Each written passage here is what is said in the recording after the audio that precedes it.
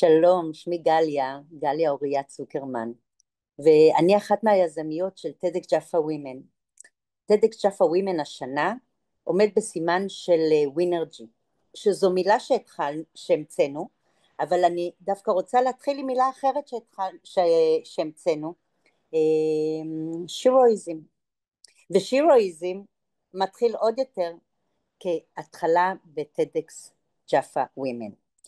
אני הייתי מארגנת אירועי TEDx ג'אפה וגם TEDx בתחומים של קיימות, וכשליבי השותפה שלי באה ואמרה בואי נעשה TEDx Women, כי היא כדי לקבל את הרישיון שלנו היא השתתפה ב-TED Women בארצות הברית, ואמרתי וואו, זה מתיישב כל כך טוב, מדויק.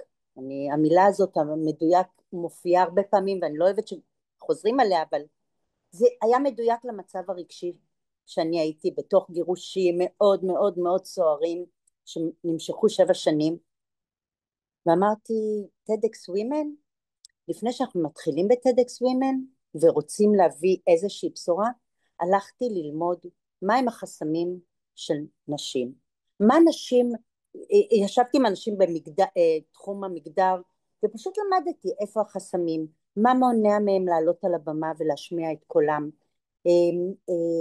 מה התפקיד שהם לוקחים מבחינה חברתית כדבר שיכול לתמוך או דווקא להדוף מלקחת תפקידי מפתח.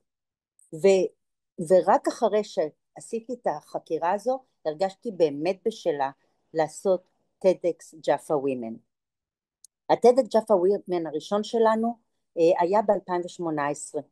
ב-2018 אנחנו כדי להגדיר, רצינו לדבר על גבורה נשית. עכשיו תשמעו את המילה גבורה נשית, יש במילה הזו כבר חבויה המילה גבר, ואנחנו את זה לא רצינו, רצינו לדבר על עוצמה נשית פורצת גבולות ולהנכיח אותה בעולם, כי היא די נעלמת. ואז אמרנו אם אין לנו מילה שמשקפת את העוצמה הנשית פורצת הגבולות, בואו נתחיל, לפני שאנחנו נותנים דוגמאות, בואו נתחיל עם הנכחה של מילה. וככה הגענו למצב הזה שהמצאנו את המילה שירואיזם. זה נגזר מהירואיזם, ששוב הפן הגברי נמצא, ואנחנו דווקא רוצים בעד להנכיח נשים, אז עשינו את זה שירואיזם. אז שירואיזם, ועשינו את זה עם Z ולא S. Z זה כמו Waze, כי אנחנו עדיין מחפשות את הדרך להביע עוצמה נשית פורצת גבולות. ובאופן הזה, זה היה אירוע מטורף, מטורף, מטורף, מול 1,600 איש, בבית האופרה, הרצאות מעוררות השראה, אנשים שכבר ידעו על מה הרצאות, חברים טובים של בני משפחה, סיפרו לי שהם דמעו אחרי כל הרצאה, שכל הרצאה נגעה להם בחלק אחר ב, בהוויה שלהם, והאימפקט היה מטורף.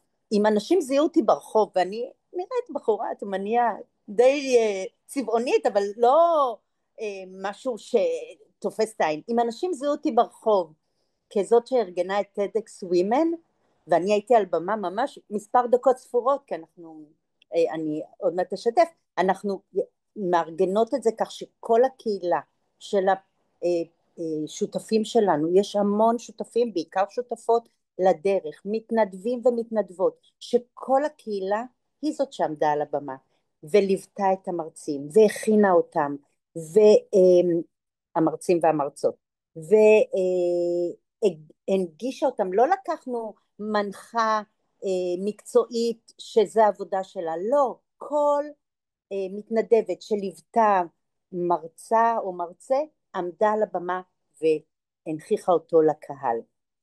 אז התחלתי את ה-TEDx Women במסע הזה עם שירואיזם, עשינו עוד TEDx Women ב-2019, והשנה אנחנו בכוחות משותפים עם מלודי שהציתה לנו את האש, אחרי 5 שנים שהיינו, לא עשינו שום אירוע TEDx, ליבי ואני, הציתה אותנו מחדש לעשות TEDx Women נוסף.